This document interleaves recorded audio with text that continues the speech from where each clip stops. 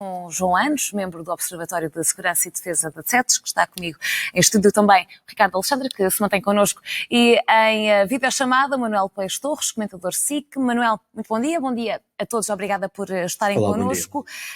João, comece por si, porque por esta altura temos versões contraditórias. Por um lado, os Estados Unidos dizem que aniquilaram por completo estas instalações nucleares. O Irão defende-se, diz que não é verdade, que foi tudo salvaguardado a tempo. Que evidências é que nos chegam de, efetivamente, qual das versões é que está correta? Bem, bom dia a todos. Do meu ponto de vista, é evidente que toda a capacidade de comunicação de intelligence, tanto dos Estados Unidos como de Israel, teria toda a capacidade de detectar qualquer movimentação que teria forçosamente de ser feita a partir da superfície dessas capacidades, nomeadamente a nível de movimentação de centrifugadoras e outro tipo de capacidades do programa nuclear do Irão que estavam nessas instalações, e portanto isso seria não só conhecido, como já teria sido também um alvo desta campanha militar que se iniciou há 8 dias atrás. E portanto parece-me apenas um número de propaganda por parte do regime iraniano, e parece-me sobretudo é que estas instalações, do ponto de vista do que é o programa militar do Irão, já não existem. Mas quando o Irão se defende e diz que nem sequer há evidências de fugas de radioatividade, não há qualquer perigo nuclear, isso significa o quê? Não significa nada, significa que está a tentar aproveitar-se da ignorância de muitas das pessoas relativamente ao que são os programas nucleares, relativamente a esta matéria. Aquilo que verdadeiramente poderia ter algum risco nesta fase, nestas instalações, seria o gás hexafluórido. E, portanto, o que é um gás que é libertado durante o processo de enriquecimento e é usado no processo de enriquecimento, mas que seria perante uma detonação, seria sobretudo numa zona muito localizada que poderíamos encontrar algum risco humano relativamente a esta explosão. E, portanto, do meu ponto de vista, é o Irão apenas a jogar com as palavras e procurar dizer, bem, não houve nenhuma radiação, portanto, no limite, como já se disse a alguém no passado, no limite não havia nenhuma instalação nuclear, não havia nenhuma instalação de enriquecimento de urânio naquelas instalações, e no limite não há programa nuclear do Irão. E, portanto, é assim, é a única forma que eu tenho de caracterizar essas declarações por parte do regime iraniano. Manuel Peixe Torres, aproveito para te perguntar se concordas com o João Anos e efetivamente, se achas que os Estados Unidos, com esta investida, conseguiram atrasar pelo menos alguns anos o programa nuclear iraniano. Muito bom dia a todos. Não há nada para concordar ou discordar, factos são factos, e aquilo a que assistimos ontem à noite é exatamente isso. É uma evidência de uma realidade política criada pelo Irão para tentar destruir um outro Estado. Isto são as consequências das escolhas erradas do regime teocrático de Ali Khamenei. Portanto, o que assistimos não é nem o atraso, mas a obliteração do programa nuclear do Irão. Exatamente. Muito dificilmente o Irão voltará a ter um programa nuclear, seja ele para fins civis ou para qualquer outra finalidade e qualquer outro objetivo militar. Portanto, parece-me a mim que mais tarde ou mais cedo, com o encetar das relações diplomáticas, com o regime teocrático ou com outro qualquer regime, parece-me que a linha vermelha já foi traçada. Esta é uma linha vermelha bem carregada com o bombardeamento de B-2, e portanto tenho quase a certeza que os Estados Unidos e os seus aliados não darão carta branca outra vez ao Irão para voltar a investir daqui a 40, 50 anos num novo episódio que leve exatamente ao momento em que estamos a viver agora. E nesse sentido, Manuel, que resposta é que podemos esperar do Irão aos Estados Unidos? Uma retaliação ainda mais enfurecida? A questão é que o Irão já mostrou Ou não tem capacidade para as garras, já mostrou que não tem as garras que dizia ter, e que o tipo de ataque que foi executado nas primeiras horas ao primeiro ataque israelita foi o ataque em maior escala que o Irão conseguiu produzir. Portanto, nesta 20ª vaga de bombardeamentos a Israel, temos assistido a uma maior frequência, mas menor intensidade. E isso quer dizer que os assaltos de Israel têm tido sucesso na degradação não apenas do vetor balístico iraniano, mas dos próprios lançadores, que já foram degradados em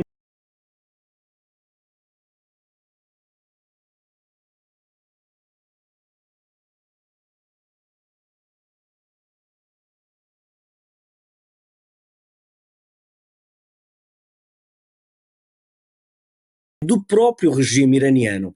A resposta aqui terá que ser dada, muito provavelmente, pelo Iémen, que já veio dizer que está preparado para destruir embarcações americanas próximas da costa do Iémen e que vai fazer esse assalto. Será imediatamente também alvo de ataques por parte dos Estados Unidos da América e dos seus aliados, e através dos proxies, dos proxies do Irão, que neste momento estão eles também muitíssimo degradados, refiro-me naturalmente ao Hamas, que não tem expressão militar, e depois ao Hezbollah, mas também sem esquecer o Hezbollah no Iraque, que tem feito vários ataques a algumas posições americanas, até agora sem sucesso e sem vítimas mortais. Mas ainda assim existem, estão no terreno e serão uma ameaça, serão um vetor de ameaça para as posições americanas.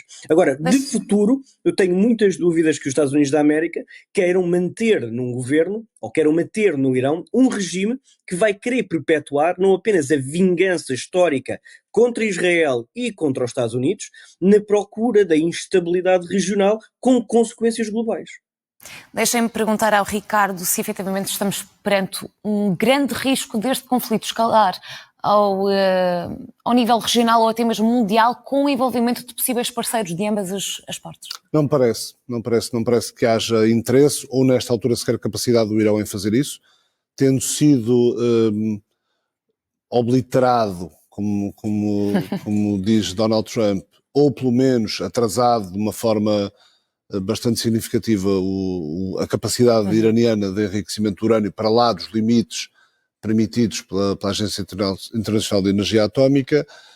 Há uma coisa que me parece evidente: os Estados Unidos conseguiram arrebentar com qualquer hipótese de via diplomática para este problema. Isso parece evidente. Além disso, não mudou nada.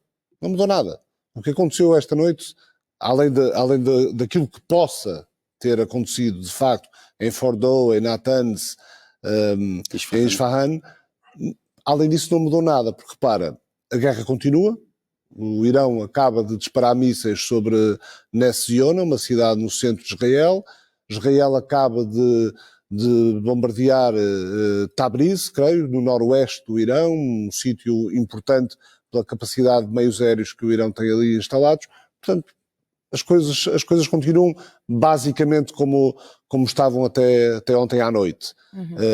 É importante, obviamente, os Estados Unidos foram fazer aquilo que Israel não tinha capacidade para fazer e que Israel tinha assumido que não tinha capacidade para fazer.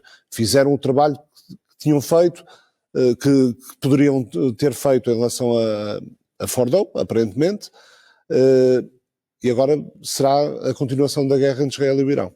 E qual será a única possibilidade de nesta fase, neste momento, tudo isto terminar em paz? Bem, Nenhuma. Já dizia, nós temos que voltar aos fundamentos para nós conseguirmos interpretar o que tem passado nos últimos anos no mundo e agora no Zoom, neste conflito. Nós temos que voltar aos ensinamentos da Guerra Fria, aos ensinamentos da Realpolitik, e temos que compreender. Eu tenho aqui uma citação de Kissinger, que dizia: se a paz for equiparada à ausência da guerra, o pacifismo abjeto entrega o mundo aos implacáveis. E, portanto, nós temos aqui um regime implacável.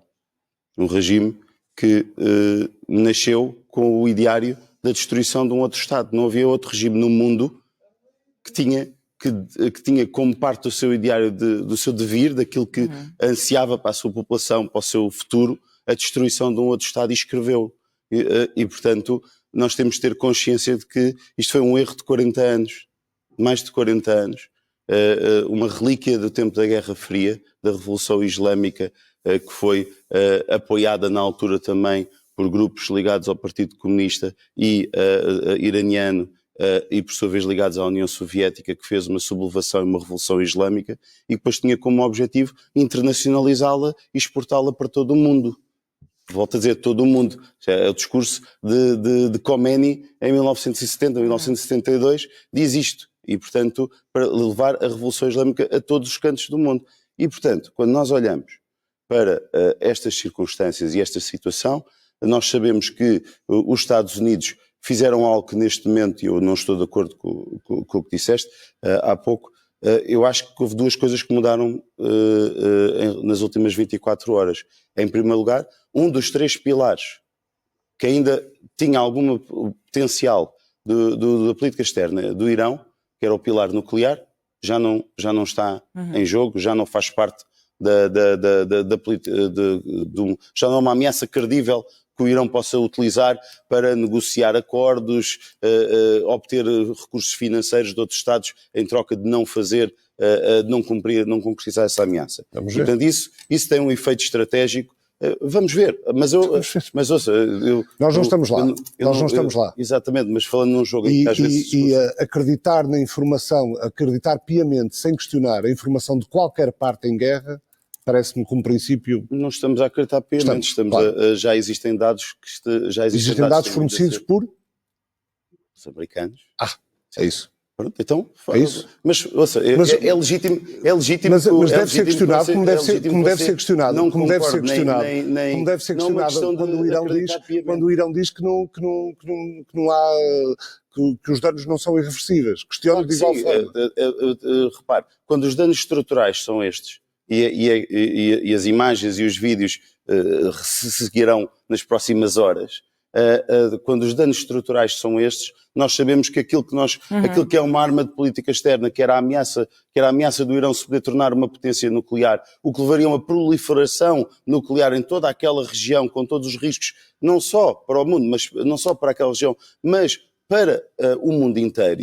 E era esse o ponto que eu gostava de fazer. Mesmo para terminar, para terminar, eu gostava aqui neste momento de destacar o pragmatismo e a ascensão, do meu ponto de vista, de um líder europeu com visão de mundo, com compreensão deste mundo de realpolitik, em que nós só podemos ter objetivos para os quais temos a capacidade de os atingir, senão podemos sofrer desastres estratégicos como países, foi de Friedrich Merz, que foi o único que percebeu, que neste momento a única coisa a fazer, perante o escalar da situação, era dar um aval a esta ação não só por parte ao que Israel estava a fazer, mas ao que os americanos se preparavam para fazer, como uma forma de terminar e deixar aqui estabelecida pelo menos uma dissuasão. Há uma dissuasão neste momento efetiva. Qualquer país que pretenda usar um programa nuclear para fins militares nos próximos anos longos, vai saber que o seu regime vai estar diretamente ameaçado, já porque vamos os falar Estados mais... Unidos são dispostos a fazer o que for preciso. Precisamente, já vamos falar mais sobre isso, até porque essa provavelmente será a grande bandeira da presidência de Donald Trump daqui em diante, mas certo é que este envolvimento por parte dos Estados Unidos resultou já em ataques do Irão contra Israel. Esta manhã, pelo menos 86 pessoas ficaram feridas depois dos ataques dos Estados Unidos.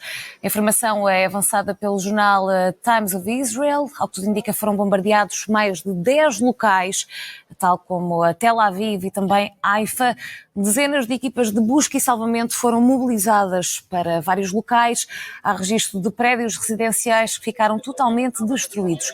O exército israelita diz ter destruído caças e lançadores de mísseis iranianos. As autoridades israelitas divulgaram imagens das operações de resgate. Não foi divulgado o local destas imagens, mas, ao que tudo indica, será um dos que foi bombardeado pelo Irão esta manhã. As imagens mostram um polícia entrar numa casa que foi atingida pelos bombardeamentos. Ao que tudo indica, conseguiram retirar uma moradora com vida. O correspondente da SIC no Médio Oriente, Henrique Zimmermann, diz que Israel quer dar uma oportunidade à diplomacia, mas que tudo depende da resposta iraniana. Acredita que, perante este cenário, se pode abrir um processo de negociação no Médio Oriente. Possivelmente Israel quer dar uma oportunidade agora à diplomacia e ver se realmente talvez saiba algo que nós não sabemos nestes contactos diretos que há continuamente entre Steve Witkoff e Arabchi, ou seja, talvez haja aí algum tipo de informação, algum tipo de intenção de voltar à mesa de negociações. Israel, por agora, parece que cumpriu os seus objetivos. Vamos ver qual vai ser a reação do Irão e ver se realmente este cessar-fogo improvisado será verdade ou não. Netanyahu acaba de fazer uma declaração que eu estou a ver, segundo a qual eu prometi destruir as centrais nucleares iranianas há muitos anos e cumprimos agora nas últimas horas com estes ataques contra Fordow, Isfahan e Natanz. Henrique, para uma resposta muito rápida, mas não posso deixar para te libertar de fazer esta pergunta. Independentemente do que Netanyahu tem dito ao longo destas últimas horas, independentemente de atribuir 75% do mérito e do êxito desta operação a Israel e 25% aos Estados Unidos, o que Trump não deve ter gostado muito à partida, mas sem a intervenção dos Estados Unidos, o que é que já tinha acontecido neste conflito entre Israel e o Irão?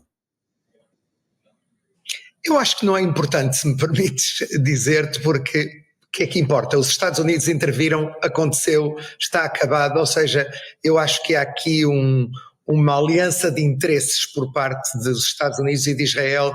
Eu acho que a ameaça nuclear não é uma ameaça nuclear só para Israel. E interrompemos esta reportagem para ouvirmos as palavras do Ministro dos Negócios Estrangeiros do Irão, que está neste momento em direto a reagir aos ataques desta noite em território iraniano. Ele que está em Istambul, onde estava reunido com o presidente Erdogan. Vamos ouvir um pouco para tentar traduzir em simultâneo. We will never compromise over their independence and sovereignty. The Islamic Republic of Iran continue to defend Iran's territory, sovereignty, security and people. A manter a garantia de que o Irão continuará a defender-se em todas as frentes. Not just US military aggression, but also the reckless and unlawful actions of the Israeli regime.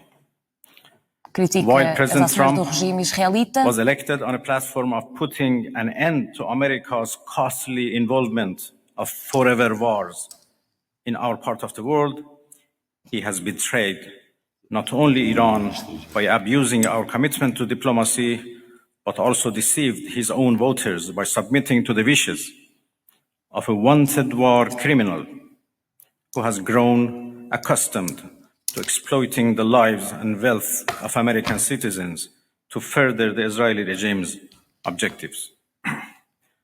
The US act of aggression against Iran's peaceful nuclear facilities constitutes not only a flagrant breach of the UN Charter, especially the prohibition of the use of force under Article 2, Paragraph 4, and the obligation to respect the state's territorial integrity and sovereignty, but also a violation of UN Security Council Resolution 2231.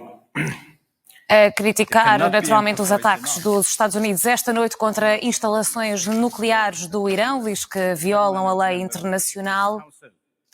Has dealt to the global non-proliferation regime.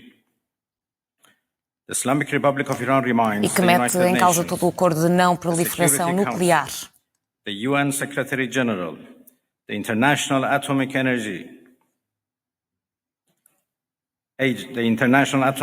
Agency, and other relevant international bodies of their duty and responsibility to take urgent and decisive action in response to Saúde a reação por parte das Nações Unidas, também da Agência de Energia Atómica das Nações Unidas, de agirem imediatamente e convocarem encontros para amanhã, no caso da Agência de Energia Atómica das Nações Unidas. As auspicious to allow a lawless bully to take us back to the law of the jungle.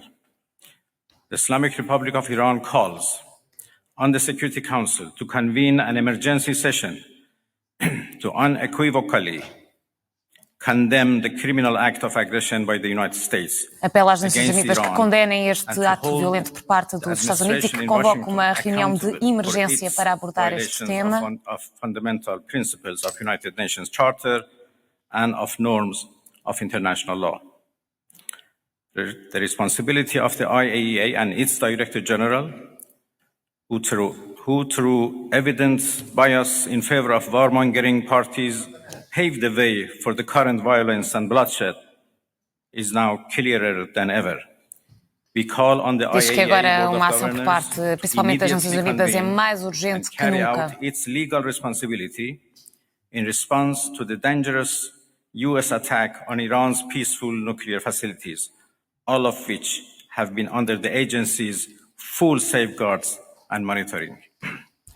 The world must not forget that it was the United States which, in the midst of a process to forge a diplomatic outcome, betrayed diplomacy. Diz que o mundo não se pode esquecer que foram os Estados Unidos a começar isto e a quebrar as negociações sobre o acordo nuclear do Irão que decorriam já há algumas semanas. The United States itself has now also opted for a dangerous military operation.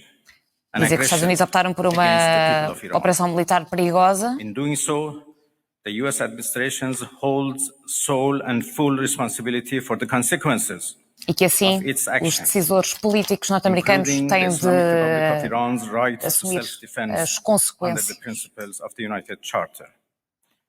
In accordance with the UN Charter and its provisions allowing a legitimate response in self-defense, Iran reserves all options to defend its security interests. Diz que o Irão tem todo o direito de se defender e defender as suas instalações nucleares.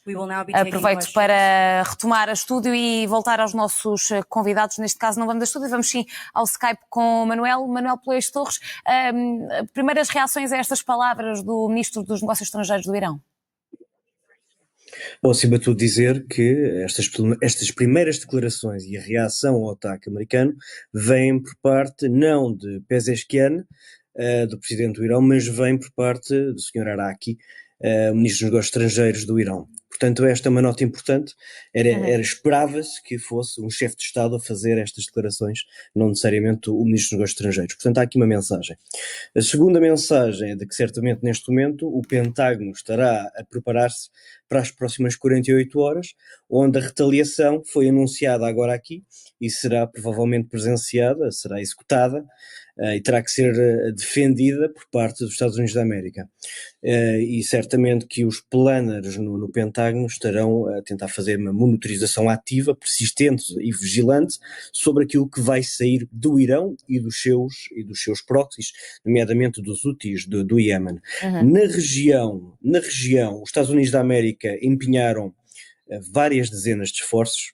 Temos 22 F-35, temos 48, entre 48 a 52 F-16, temos 48 F-15, 12 A-10, temos cerca de 55 aeronaves de reabastecimento, os KC-135, estão 10 C-130 na região, portanto estamos a falar na Arábia Saudita, na base aérea Prince Sultan, e que mostra bem aquilo que é a evidência do poderio americano na região. Mas isto não fica por aqui. Claro que depois do vetor aéreo existe toda uma presença naval na região. E estamos a falar de largas dezenas de navios de guerra preparados, não apenas para fazer uma defesa ativa por parte de uma retaliação do Irão, mas garantir que, em caso de necessidade operacional, os pontos de lançamento de mísseis iranianos serão também eles alvos por parte dos diferentes navios de guerra. Portanto, é uma situação que está a evoluir, é uma situação de grande tensão. Esperamos as próximas horas para tentar perceber que tipo de outros aliados é que esta situação vai arrastar, porque que vai arrastar outros atores, isso é uma certeza. Que outros atores são e de que forma, não sabemos ainda. Não sabemos, o Egito ainda não se pronunciou, a Jordânia penso que não também, o Iraque penso que não. Portanto, há aqui uma necessidade de compreender qual será o realinhamento destas nações. Deixa-me dar a palavra aqui ao João. João, falávamos aqui dos possíveis aliados de ambas as partes neste conflito e referias o Reino Unido. Que papel é que o Reino Unido pode desempenhar? Do meu ponto de vista, o Reino Unido tem capacidades militares relevantes também, sobretudo a nível naval, nesta região. Mostra interesse em participar em qualquer ação de defesa das próprias capacidades americanas. E, portanto, não é por acaso que foi informado, terá sido provavelmente o único Estado europeu a ser informado deste ataque, o que